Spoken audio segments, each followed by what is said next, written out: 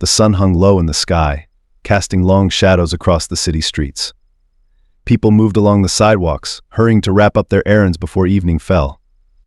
Among them was Luke, a man in his early 30s, dressed in a simple button-down shirt and jeans, his tall frame cutting an unassuming figure as he walked calmly, clutching a worn chessboard under his arm. He had an air of quiet confidence, the kind that drew little attention yet commanded respect. His mind was clear, focused as always on strategy both in chess and in life. As he passed by a small cafe, the smell of freshly brewed coffee and baked goods wafted through the air. The usual city sounds, the hum of traffic, snippets of conversation created a familiar backdrop.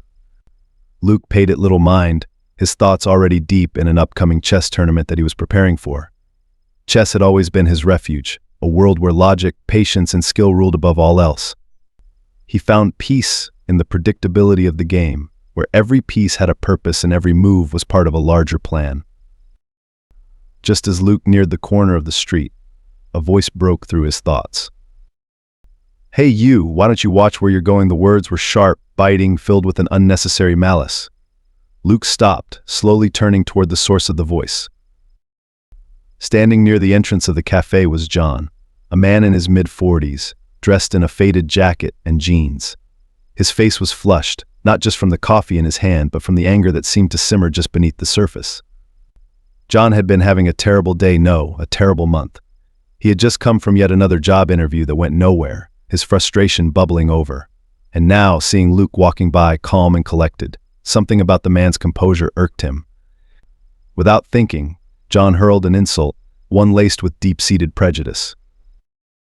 "Bet you don't even know what that board under your arm's for," John added, his voice loud enough to draw glances from a few passers-by. "People like you think you're smart, don't you?" Luke stood still for a moment, the words hanging in the air between them. He had faced this kind of ignorance before, and though each instance cut in its own way, he had learned long ago not to let it control him. Chess had taught him that the value of patience, the importance of thinking several moves ahead. Instead of walking away, Luke did something John didn't expect. He turned fully toward him, his expression calm, almost bemused.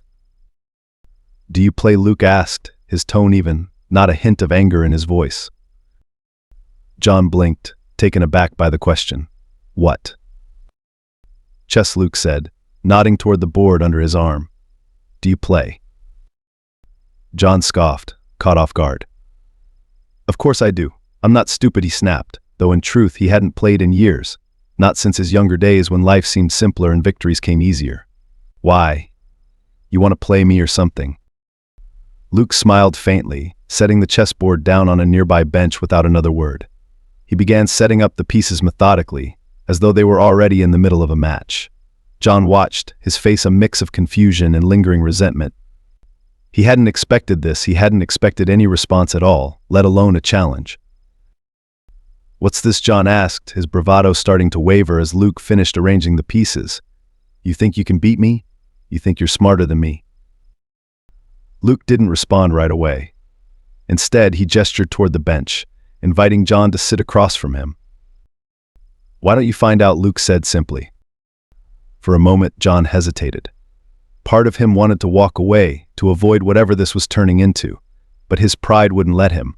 The idea that this stranger, this black man on the street, could be challenging him, mocking him, was something John couldn't walk away from. With a huff, he stepped forward, sitting down across from Luke. The pieces were all in place now, the board ready for battle. "White moves first," Luke said, sliding the white pawn forward. His eyes were calm, steady, as though the insult John had thrown at him moments ago had been nothing more than an afterthought. John scowled, gripping the black pawn in front of him. He moved it forward with far more force than necessary, his ego driving the piece more than strategy. Luke, however, remained unflustered. His mind was already 3 moves ahead, seeing how this encounter could play out. As the game progressed, John found himself growing more and more agitated. His moves were rushed, sloppy, driven by a need to prove something, though he wasn't quite sure what. Meanwhile, Luke played with patience and precision, countering each of John's aggressive moves with quiet expertise. After a few minutes, the board was starting to tell a story John didn't like. His pieces were being steadily cornered, his knights trapped, his pawns picked off one by one. Luke, on the other hand, was in complete control, his rook and queen moving with deadly precision across the board. "How are you?" John muttered, his frustration building as he realized he was losing. Luke remained silent, letting the board speak for itself. He moved his bishop into position, his expression never changing, his eyes focused on the game at hand. It was only a matter of time now. The game wasn't just about chess anymore. It had become something bigger, an unspoken confrontation, a test of not just skill but pride. And slowly John was beginning to realize he was losing on both fronts. "Check," Luke said quietly, his voice calm, as he moved his queen into place. John stared at the board, his eyes narrowing in disbelief. He couldn't be losing. Not to him, not like this.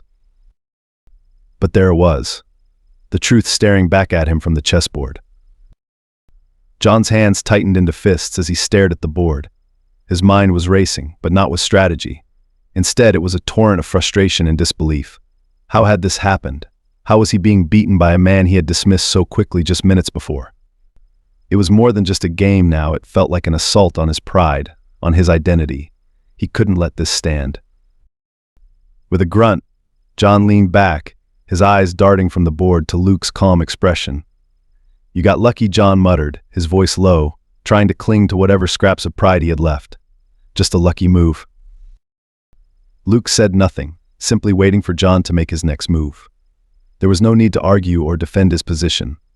The board spoke clearly enough. John's fingers hovered over the pieces. He knew his options were dwindling, but his ego wouldn't let him admit defeat. Not yet. He moved his knight aggressively, trying to force an attack on Luke's king.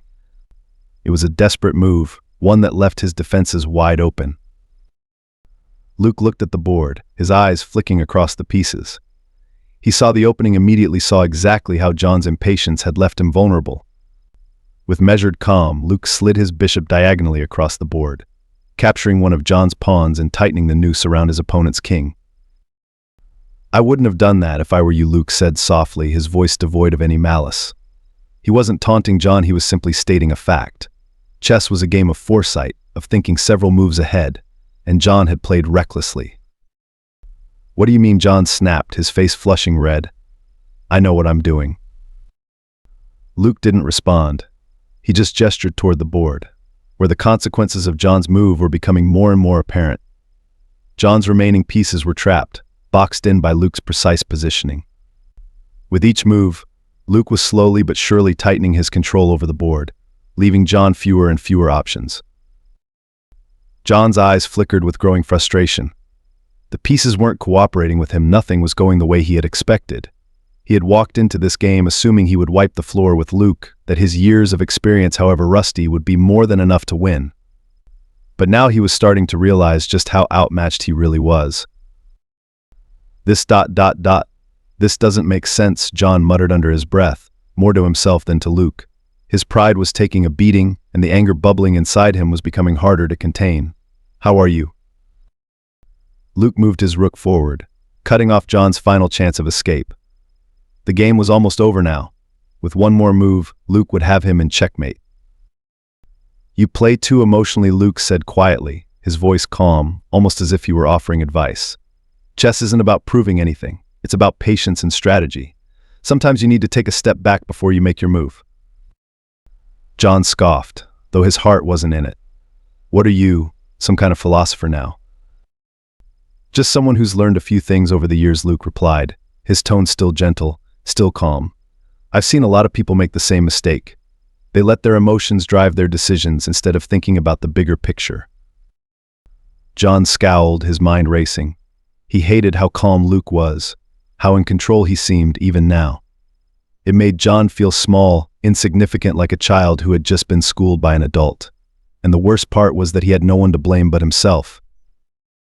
But even as John's anger flared, a part of him, a very small part, recognized the truth in Luke's words. He had been playing emotionally. He had let his pride, his need to win, cloud his judgment, and now he was paying the price for it. "I don't need a lecture," John grumbled, his voice bitter. "Just make your move." Luke hesitated for a moment, as if considering whether to say something more, but in the end he decided against it. Instead, he reached out and moved his queen into position, delivering the final blow. "Checkmate," Luke said quietly. John stared at the board, his face a mix of disbelief and anger. He couldn't believe it. He had lost. And not just lost, he had been outplayed, outmaneuvered at every turn, by a man he had insulted and dismissed without a second thought. For a long moment, neither of them spoke. The sound of the bustling city seemed to fade into the background as John sat there, staring at the board, trying to make sense of what had just happened. "How," John began, his voice hoarse with disbelief. "How did you?" Luke stood up, picking up the chess pieces and placing them back in the board's storage slots with practiced ease. "It's not about being the smartest person in the room," he said, his voice still calm, still patient. "It's about seeing the whole picture. You can't just focus on one piece or one move. You have to see how everything connects." John clenched his jaw, feeling his pride crumble a little more with each passing second.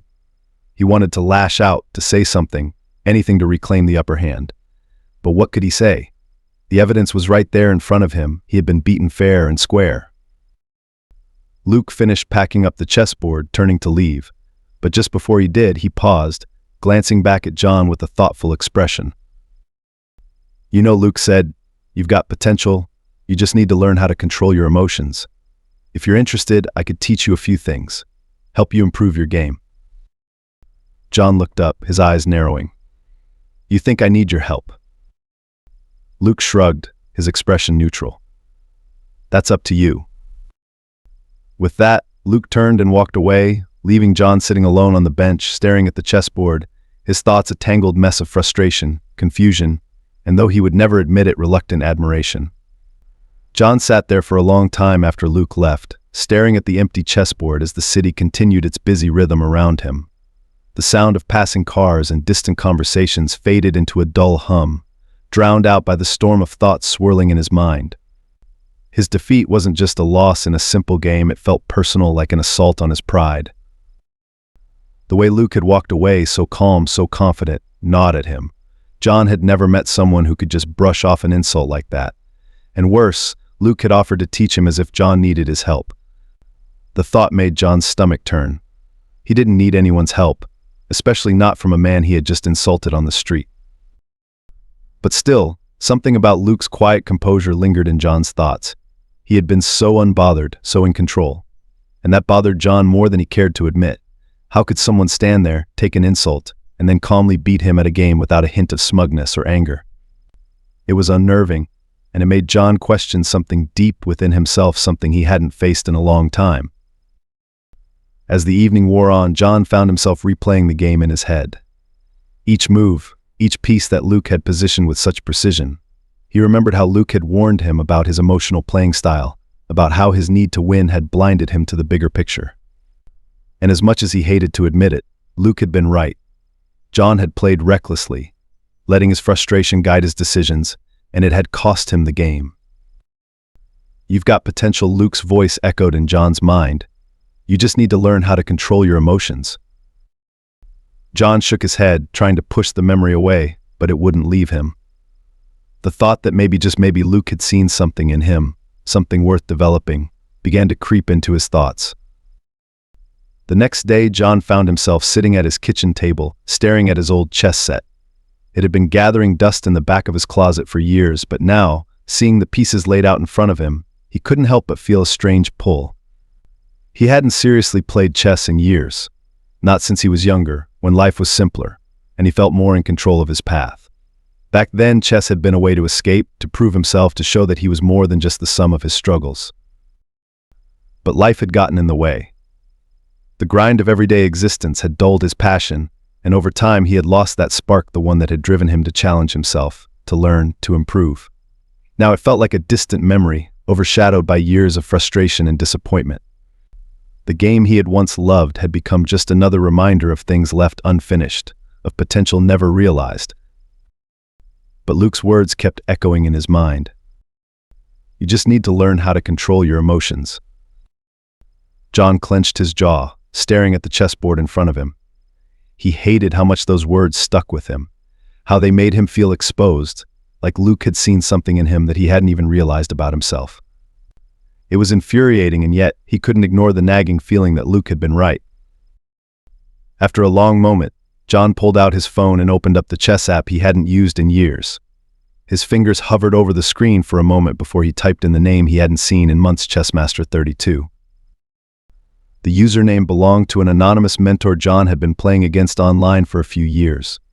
The mysterious player had been guiding him through countless games, offering tips and strategies, helping him improve his game little by little. At first, John had been skeptical, but over time he had come to respect his opponent's skill and wisdom.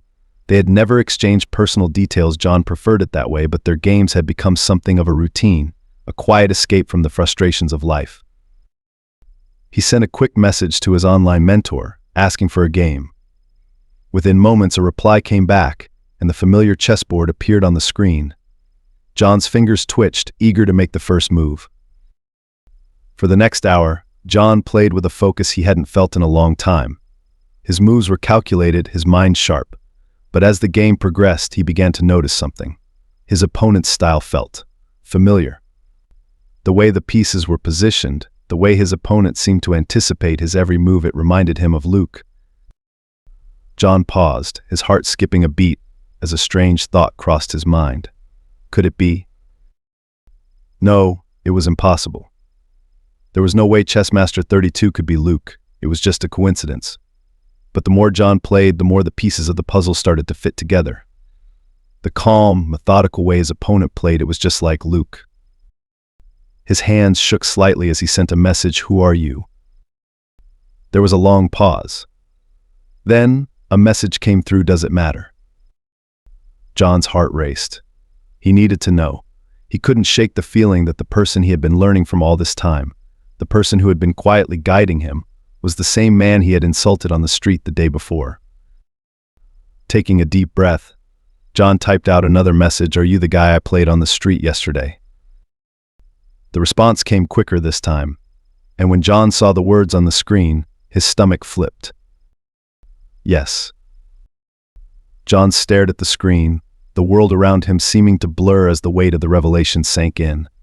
The man he had insulted, the man he had dismissed so quickly, was the same person who had been helping him all along. He had been learning from Luke this entire time. For a moment, John didn't know what to feel. Embarrassment? Anger? Humiliation? He had no idea. But one thing was clear: he couldn't deny the truth any longer. Luke wasn't just some random guy he had insulted on the street. He was his mentor. And he had been the one guiding John toward becoming a better player, a better thinker, maybe even a better person. John sat back in his chair, his mind reeling. Everything he thought he knew about himself, about Luke, had been turned upside down in an instant. And now, as he stared at the chessboard in front of him, he realized that the game had just changed both on and off the board. John sat there in stunned silence, his eyes still fixed on the single word that had just turned his world upside down. Yes. His mind was a whirlwind of emotions: anger, confusion, shame. The man he had insulted, mocked, and dismissed so easily was the very person who had been guiding him for years. How could this be? John's fingers hovered over his phone, unsure of what to say next. 1,000 thoughts raced through his head, but none of them could find their way into words. He typed, then deleted. Typed again, deleted again. What could he possibly say? Finally, after what felt like an eternity, he typed a single message: "Why didn't you say anything?" The response came almost instantly. What would that have changed? John's jaw tightened. The simplicity of the response irritated him. What would it have changed? Everything. It would have changed how he saw Luke, how he approached the game, how he carried himself in that moment. But as he sat there staring at the screen, he began to realize that wasn't entirely true.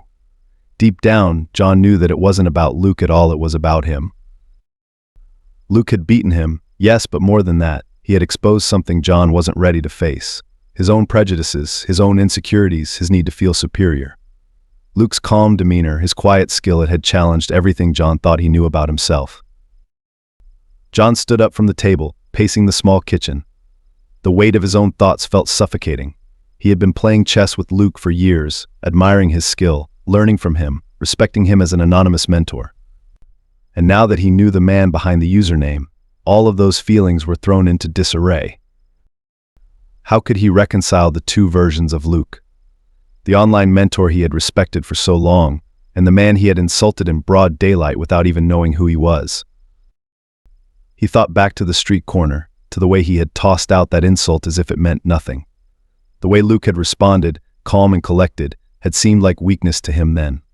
But now, looking back, John realized it was something else entirely. Luke's silence had been a choice. A choice to rise above the pettiness, to see beyond the surface. A choice that John had been too blind to make. With a heavy sigh, John sat back down at the table, his eyes drifting over the chess pieces still laid out in front of him. He picked up the Black Knight, rolling it between his fingers as if it held some answer he couldn't quite grasp. Another message popped up on his phone. "It's just a game, John." John scowled at the screen. Just a game? It didn't feel like just a game. It felt like something much bigger, much more important than that. But maybe that was the problem. Maybe he had been seeing it all wrong. Before he could think too much about it, John typed back, "Not to me." There was a long pause. John could almost picture Luke on the other end of the conversation, sitting somewhere with that same calm expression, waiting for the right moment to respond. Finally, the message came, "That's what's holding you back." John blinked, his scowl deepening. What's that supposed to mean? He typed, frustration creeping into his fingers as he hit send. Luke's reply came quickly this time. The words more direct than before: "You're too focused on winning. Chess isn't about crushing your opponent. It's about seeing the whole board, the bigger picture. You're not playing the game, you're just reacting."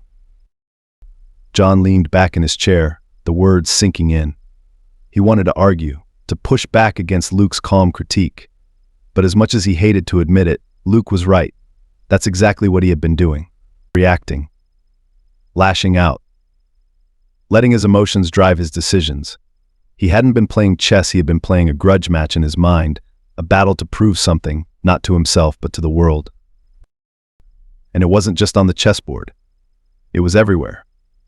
In his life, in his relationships, in his job searches, in how he saw people like Luke. John felt a lump forming in his throat. He had spent so much of his life reacting to things, feeling like the world was against him, blaming everyone else for his frustrations. He had let that anger, that sense of injustice, blind him to the bigger picture, to the truth that maybe, just maybe, the problem wasn't out there. It was inside him. He stared at the board, his hands trembling slightly as he moved the Black Knight back into place. It felt like a symbolic gesture, resetting something within himself, as if putting that piece back in line might somehow help him find his own balance. His phone buzzed again. "You can be better, John. If you want to be." John's eyes widened slightly at the message. He wasn't sure if it was a challenge or an invitation, but either way, it hit him in a way he hadn't expected. The idea of being better, of changing, of stepping outside the narrow mindset he had clung to for so long, it both terrified and intrigued him. For years, he had been stuck in a cycle of frustration and bitterness, always feeling like the world was against him, like nothing he did was ever good enough. But now, Luke was offering him something different. A chance to see things from a new perspective, to learn, to grow not just as a chess player but as a person. John's fingers hovered over the keyboard again. He wasn't sure if he was ready to admit that Luke had been right, or if he was ready to take that next step. But something inside him, a small, quiet voice, was pushing him forward. "How do I start?" he typed finally, his heart pounding as he hit send. The response was simple, yet powerful: "Show up tomorrow. Same place." John's stomach twisted in knots. But there was also a strange sense of relief washing over him. He had taken the first step. He didn't know what tomorrow would bring, but for the first time in a long time, he felt like he was moving in the right direction. He looked down at the chessboard one last time before closing the app and standing up. The pieces were all back in place, ready for the next game. And so was he. The next morning, John woke up with a heavy weight on his chest. It wasn't just the usual frustration and bitterness that had been his companion for so long, it was something more, something deeper. Today he was supposed to meet Luke again, and the thought of it filled him with a mixture of dread and anticipation. John spent most of the morning pacing his small apartment, replaying the events of the past few days in his mind. He knew he had to go back, knew he couldn't just walk away from this. But what was he supposed to say? How do you apologize to someone you've disrespected, someone who had been helping you all along without you even knowing? He caught a glimpse of his reflection in the mirror. The man staring back at him looked tired, older than his years, worn down by life. His thinning hair was combed back, but it didn't hide the lines on his forehead or the weight of the years in his eyes. There had been a time when John had felt in control, when he believed his life was on the right track. But now those days felt like a distant memory. With a deep breath, John pulled on his jacket and grabbed the old chess set he had been fiddling with the night before. He didn't know why he brought it with him, maybe as a peace offering, maybe just as a reminder of the reason he was going back. The walk to the street corner felt longer than it had the day before. Every step was heavy with uncertainty. His mind raced with 1,000 things he could say to Luke, but none of them felt right. What if Luke didn't show up? What if this was all some kind of test, and John had already failed? But as John turned the corner, his heart skipped a beat. There, sitting calmly on the same bench, was Luke. He had arrived early, his chessboard already set up between them, waiting for the next game to begin. Luke looked just as calm and composed as ever, as if nothing had changed. As if the insults and the revelations of the day before were all part of some larger, inevitable game. John stopped a few feet away, suddenly unsure of what to do. For a long moment, neither of them said anything. The city moved around them, people walking by, cars honking in the distance, but in that moment, it felt like the two of them were the only people in the world. Finally, Luke looked up, his eyes meeting John's. There was no anger, no resentment in his gaze, just a quiet patience that made John's throat tighten. "You came," Luke said simply, his voice soft but steady. John swallowed hard, feeling the weight of the moment settle over him. He nodded, his voice catching in his throat. "Yeah, I came." For a few seconds, neither of them spoke. The silence stretched out between them, thick with unspoken words and unaddressed emotions. John's mind raced, searching for something to say, something to make this easier, but nothing came. John began, his voice hoarse. He cleared his throat, forcing himself to continue. "I've been thinking a lot about what happened yesterday. About what I said." Luke didn't say anything. He just watched John with that same calm expression, waiting. "I shouldn't have said those things," John continued, the words feeling clumsy and awkward on his tongue. I didn't know who you were.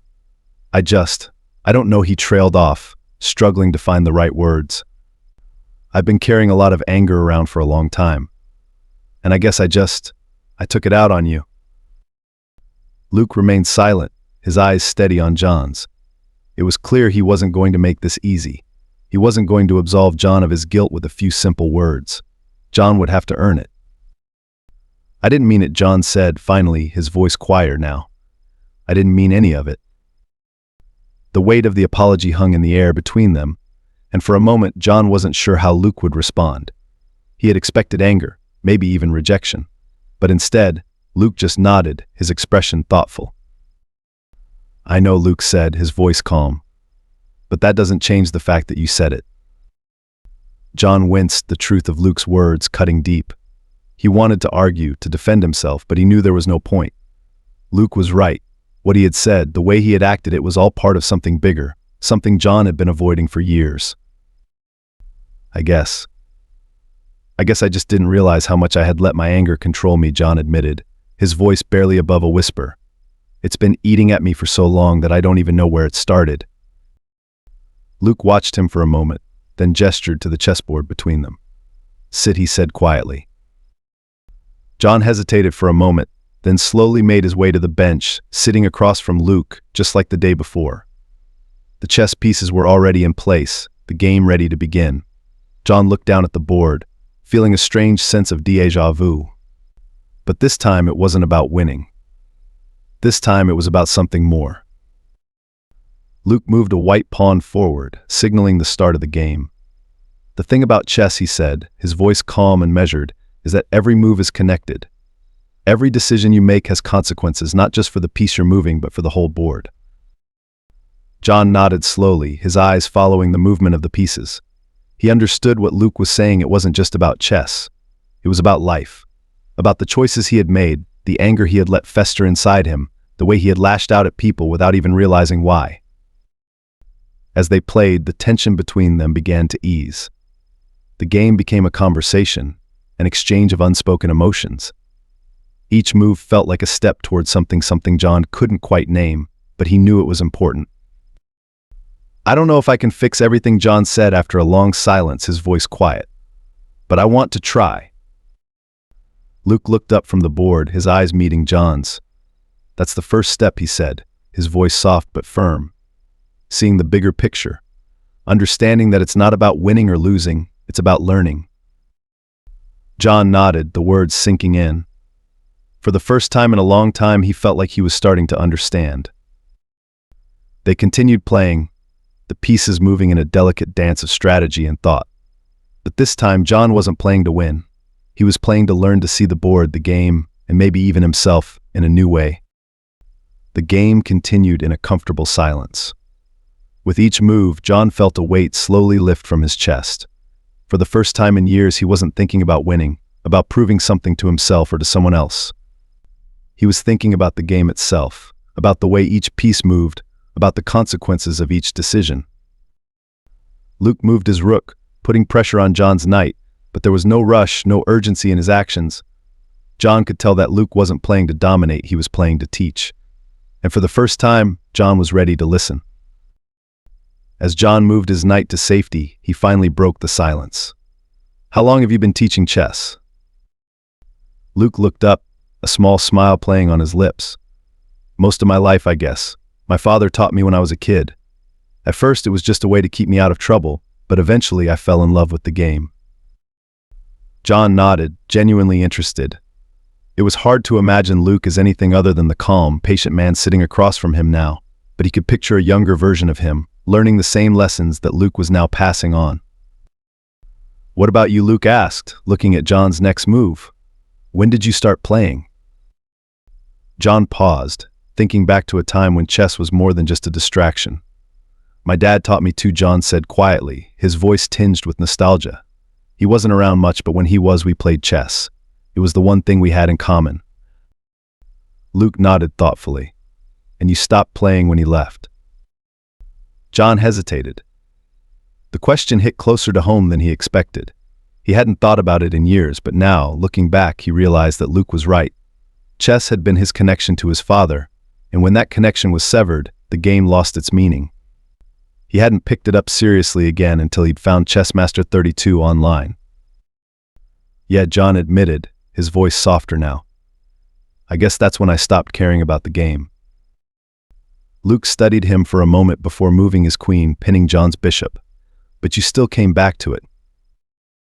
John looked down at the board, his pieces scattered, some vulnerable, some still in play. "I guess I did," he said, almost to himself. "I don't know why." Luke's gaze softened. "Maybe you were looking for more than just a game." The words hung in the air, and for the first time, John felt something shift inside him. Chess had always been a way to escape, a way to prove himself, but Luke was right, it had also been a way to connect, to find something deeper. Maybe that's why he had kept coming back, even after all these years. John looked up at Luke, his chest tightening. "Why didn't you tell me who you were?" Luke considered the question for a moment before answering. "Because it wasn't about me, it was about you. You needed to figure out your own path without me getting in the way." John frowned, still grappling with the idea. "But I insulted you. I didn't even know you, and I judged you." Luke smiled, but there was no bitterness in it, just understanding. "Yeah, you did, but that's not my problem. That's yours." John's frown deepened. "What do you mean?"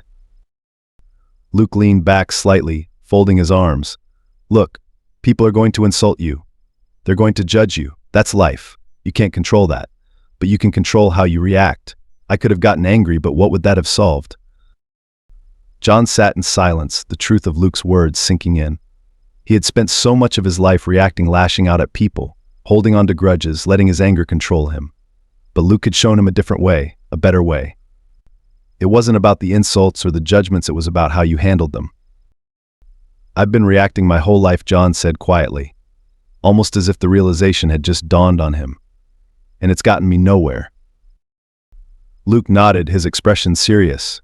You've been playing life like you've been playing chess, reacting to every move instead of seeing the bigger picture.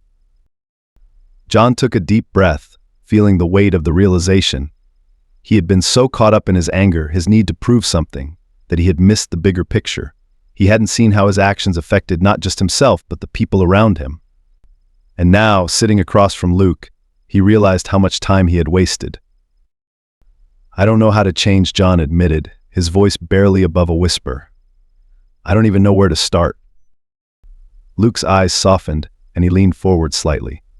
"You already started," he said. "You showed up." The simplicity of the statement hit John hard. It wasn't some grand gesture or some elaborate plan. It was as simple as showing up, being present, and being willing to learn. John nodded, feeling a lump rise in his throat. He wasn't used to this kind of vulnerability, but something about Luke's quiet strength made it feel okay. For the first time in a long time, John didn't feel alone. He didn't feel like he had to fight the world on his own. Luke moved his queen again, putting John's king in check. "You're not going to win every game," Luke said, his voice calm. "But that doesn't mean you stop playing." John stared at the board, seeing the inevitable defeat in front of him. But this time he didn't feel the usual frustration or anger. He felt something else, something he hadn't felt in a long time. Hope.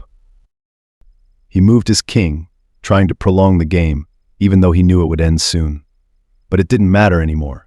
The outcome wasn't the point. What mattered was the journey, the lessons he was learning along the way. And as the game came to its inevitable conclusion, with Luke delivering the final checkmate, John felt a strange sense of peace settle over him. Luke stood up, packing up the chessboard with the same careful precision he had shown the day before. "Same time tomorrow?" he asked, looking at John with a small smile. John nodded, a smile tugging at the corners of his mouth. "Yeah," he said quietly, "same time tomorrow." As Luke turned to leave, John sat there for a moment longer, staring at the empty chessboard. It wasn't just a game anymore. It was a path towards something better, something more meaningful. And for the first time in a long time, John was ready to walk it.